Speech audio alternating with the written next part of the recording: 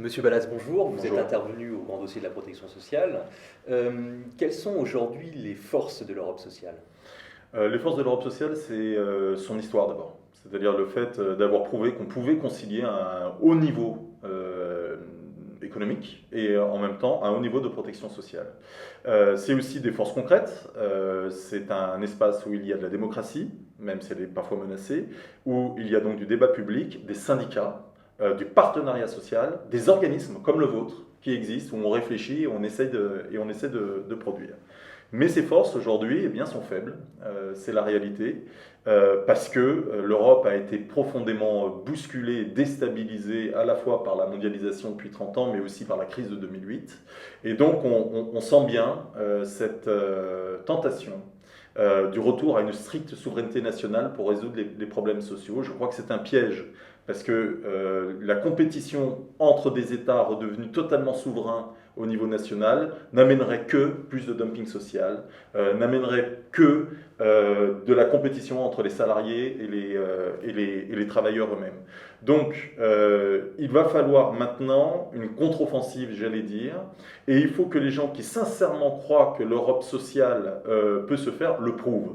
Et pour le prouver, il faut qu'il y ait des actes politiques qui soient pris. Et ça demande un petit peu de courage, peut-être ce qu'on n'a pas vraiment en ce moment, malheureusement, au niveau européen. Alors justement, vous dites que cette Europe sociale est aujourd'hui contestée. Finalement, en quelques exemples, pourriez-vous nous dire ce qu'elle pourrait faire, devrait faire, peut-être pour justement se renforcer? À mon avis, il y a trois champs. Le premier champ, c'est d'abord améliorer la législation européenne sur la question sociale qui existe. Il n'y en a pas beaucoup, mais il y en a. Je prends par exemple la question des travailleurs détachés. Ces travailleurs détachés aujourd'hui posent problème, parfois de façon réelle. Parfois, en fait, ils ne posent pas problème, mais on croit qu'ils posent problème. Il faut donc absolument faire en sorte que cette législation puisse être respectée, et donc qu'il y ait des contrôles suffisants, qu'il y ait les moyens de contrôle, par exemple, sur les questions de sécurité sociale, mais aussi de conditions de travail qui puissent être mis. Ça demande de la traduction, par exemple, des moyens de traduction, de la formation, des capacités de voyage, bref, pour faire en sorte qu'il y ait de manière horizontale une coopération aujourd'hui par les organismes de contrôle qui soit de plus en plus fort. Donc, améliorer l'exécution de la législation sociale existante. Ça, c'est la première piste. Il y a une deuxième piste qui m'apparaît très importante, c'est évidemment de travailler à des dispositifs spécifiques aujourd'hui. J'en ai un en tête.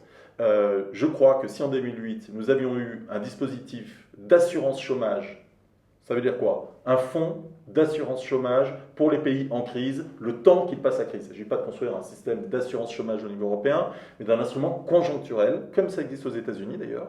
La Grèce, l'Espagne ou le Portugal ne seraient pas dans la situation dans laquelle ils sont aujourd'hui.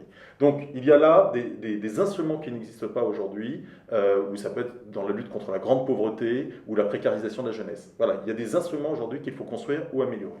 Puis il y a une troisième piste, c'est ce qu'on appelle la convergence sociale. Enfin, sincèrement, on a su faire de la convergence pour avoir une monnaie unique, et nous serions dans l'incapacité totale d'avoir un processus progressif, il ne s'agit pas de faire n'importe quoi évidemment, et on sait que les différences entre pays l'interdisent, mais un processus progressif d'harmonisation vers le haut des standards sociaux. C'est possible. Un exemple, dans une décision récente, le Parlement européen a voté le principe qu'il y ait dans tous les pays un salaire minimum à 60% du salaire moyen du pays. Ce n'est pas un salaire unique minimum européen, mais c'est un premier palier qui, peu à peu, construit de la convergence. Voilà les trois pistes, à mon avis, qui s'offrent à nous. Monsieur Ballas, je vous remercie. Merci.